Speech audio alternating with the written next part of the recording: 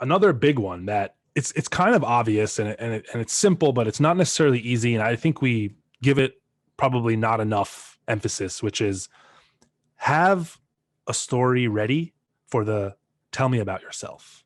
Right at the beginning of the interview, a lot of times you'll sit down, they'll say, hey, thanks for jumping in, etc. Like they'll say something like, I've looked over your resume, it seems like you have a pretty cool background, and they'll kind of, try to ease your nerves a little bit. And then they'll say, why don't you tell me a bit about yourself? Or why don't you tell me your career story? And it's so easy for us to jump into like a whole long thing of like, I graduated from this school, I started in this job, and then I went into this job, and you start getting into like a lot of details about all the different things that you've done in each of those roles. But you really want to make that tell me about yourself story very concise. So you want to keep it like 2 minutes, 3 minutes max, and you want to practice the hell out of it. Right? Every single day, I would be practicing it. I would be recording yourself on video and then watching that video back, and just always have that story ready, and have different versions for different types of people if you think you need it, but have that story ready, and have it ready to the point where it doesn't sound scripted,